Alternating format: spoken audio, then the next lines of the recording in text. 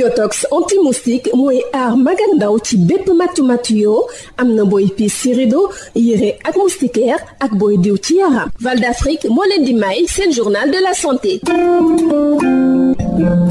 dal leen ak jàmm àjjuma lu ñu doon lancé ci ndakaaru ab coalition bu ñu tuddee Transform Health li ko yëkkati nag moo di accompagner orientation stratégique ak politique yi nga xam ne état du Sénégal teg na ko ngir lu ñu duppee gouvernance des données sanitaires lépp aju ci wàllu digitalisation système de santé fii ci Sénégal. Abdou Aziz Mandiang di facilitateur ci coalition boobee nga xam ne ENDA moo koy coordonné. waaw comme dañuy nekk ci doxalin bi bu bëgg yóbbu ñëpp ci waxtaan ci diisoo ci weccante xalaat ci jël ay bonne pratique ci biir coalition bi am na organisation yi nga xam ne seen xam-xam màcc na trop ci wàllu digitalisation ñooñu yaakaar nañu ne ñooñu ñu am solo la ñuy doon pour dimbale ñu mais aussi ci wàllu plaidoyer yi nga xam ne xamee nañ ko société civile ñu gën a continuer di plaidoyer ci autorités yi mais aussi ci élus locaux yi pour que mbirum gestion de données yooyu mu doon li nga xam ne ni askan dina ci gis boppam. association des journalistes en santé population développement nga xam ne bokk na ci coalition boobu mu ngi biral naka la ñu mën a jàppee ci xeex bi ba dab li nga xam ne moom la ñuy mbëbët Mame Mbagnick Diouf di journaliste bokk ci AJSPD.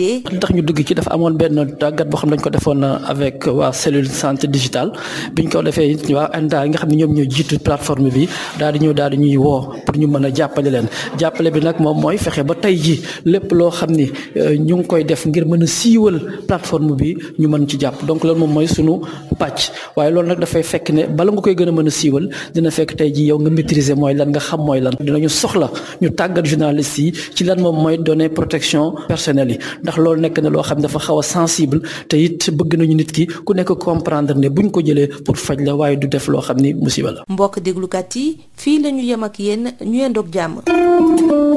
Yotox anti-moustique mooy aar mag ak ndaw ci bépp matu yoo am na booy piis ci rido yére ak moustiquaire ak booy diw ci yaram. Val d'Afrique moo leen doon may seen journal de la santé.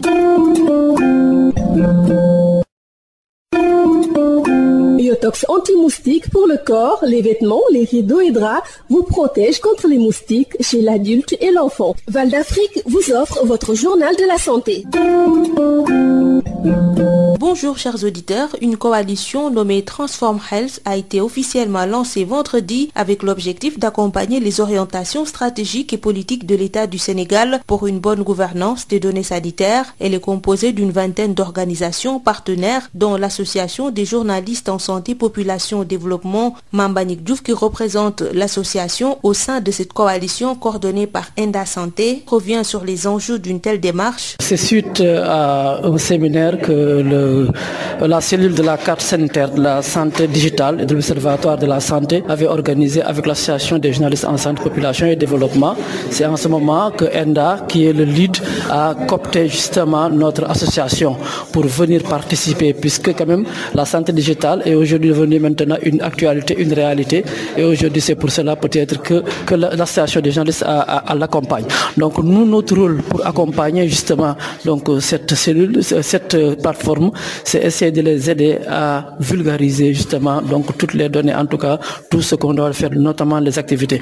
Aujourd'hui, nous sommes très satisfaits effectivement de participer à cette rencontre-là pour essayer quand même de jouer à notre partition, à savoir par exemple mener un plaidoyer et aussi informer surtout les populations par rapport à l'importance de la digitalisation, puisque le problème qui se pose au niveau peut-être de la cellule de la digitalisation, c'est peut-être la protection des données. Il estime que pour atteindre les objectifs, il sera nécessaire de former également les journalistes qui devront jouer le rôle de relais auprès des communautés. Je pense que les journalistes, s'ils sont bien formés, ils peuvent aller sur le terrain, descendre et faire des productions pour sensibiliser les populations par rapport justement à l'acceptation de ces données-là. Puisque avant quand même de parler d'une chose, il faudrait peut-être la maîtriser. C'est pour cela quand même qu'on sollicite effectivement qu'il y ait une formation, une mise à niveau des journalistes pour voir véritablement quels sont les enjeux de la digitalisation. C'est tout pour aujourd'hui. Merci de nous avoir suivis.